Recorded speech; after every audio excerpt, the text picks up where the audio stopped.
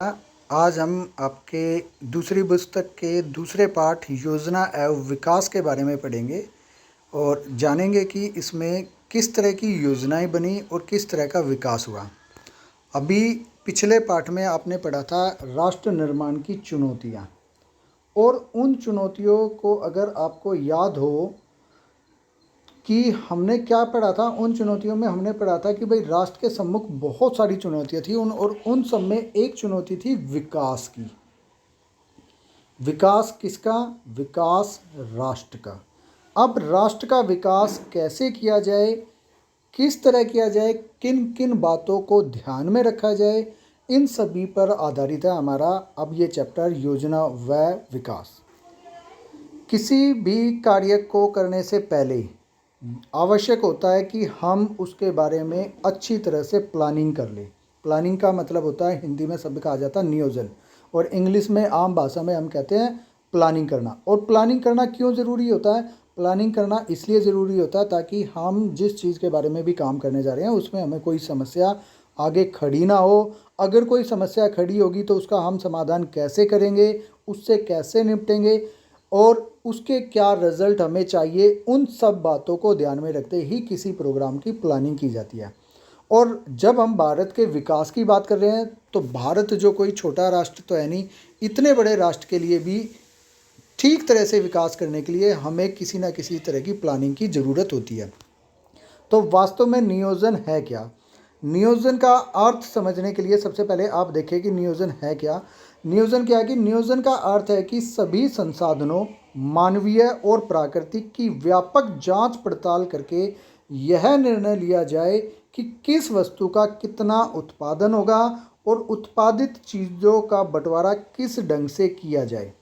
अगर मैं सरल शब्दों में कहूँ तो नियोजन का अर्थ है किसी भी कार्य की पूर्व तैयारी ही नियोजन है।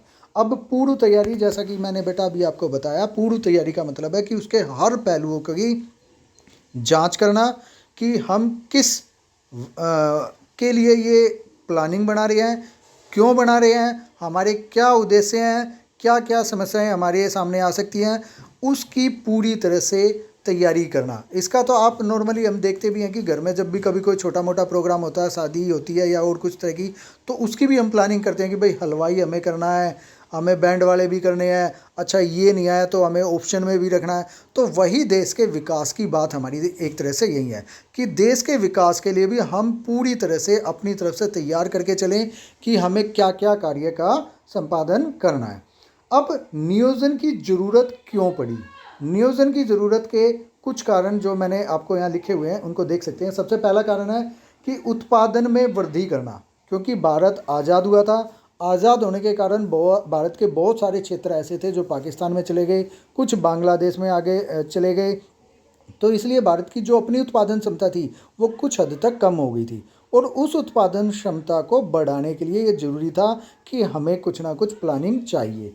दूसरा, इस उत्पादन के साथ साथ रोजगारों के अवसरों में भी वृद्धि की जाए, यानी कि जिन लोगों को अभी तक रोजगार नहीं मिला था, देश का विकास तभी संभव था जब सभी लोग बाग जो है किसी ना किसी तरह के काम धंधे में व्यस्त हों, तो इसलिए उनके रोजगार के अवसर उपलब्ध कराना था।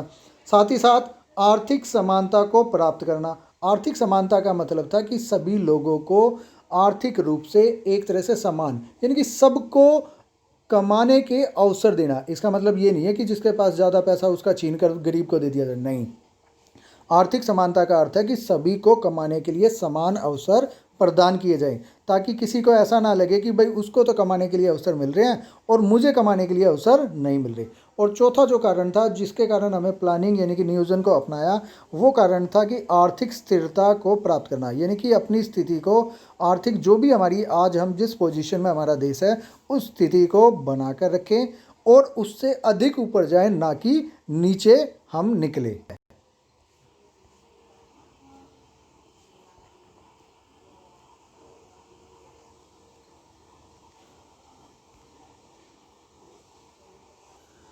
अब हमें ये तो पता चल गया कि भाई नियोजन क्यों जरूरी है, क्या नियोजन होता है। अब इस नियोजन के लिए क्या कार्य किए गए?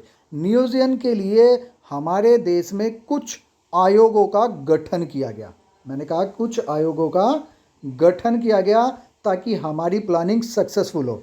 सबसे पहले जिस आयोग का गठन किया गया, ये हमारी सबसे पहला आयोग था जिसको योजना आयोग का नाम दिया गया।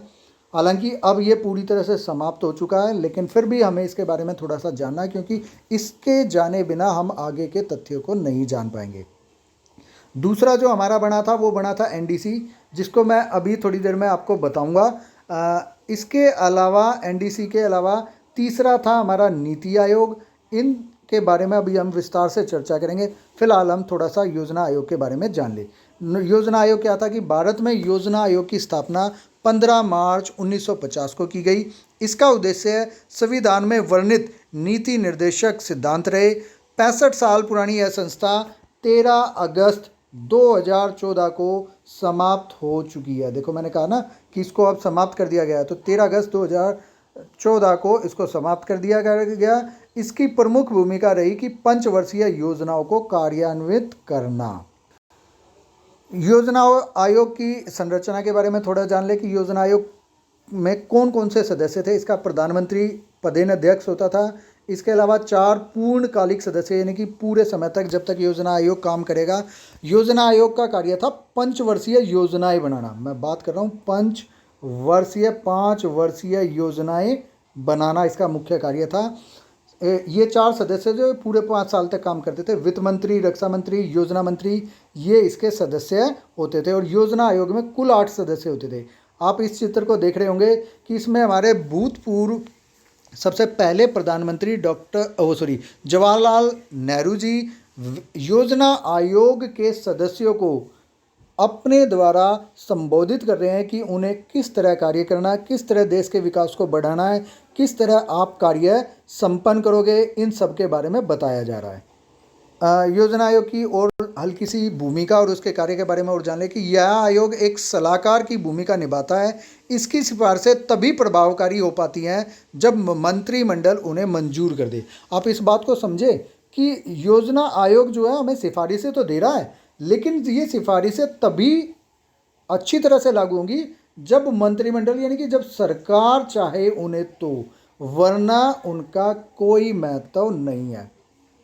इसके अलावा योजना आयोग का काम था कि देश के संसाधनों का अनुमान लगाना, योजनाएं बनाना, विभिन्न कार्यक्रमों के बीच प्राथमिकताओं का निर्धारण, जैसे कृषि तथा भारी उद्योगों या स्वास्थ्य सेवाओं या साक्षरता किस पर ज़्यादा, योजना काल के दौरान प्रगति का मूल्यांकन कर आवश्यक फेरबदल करना।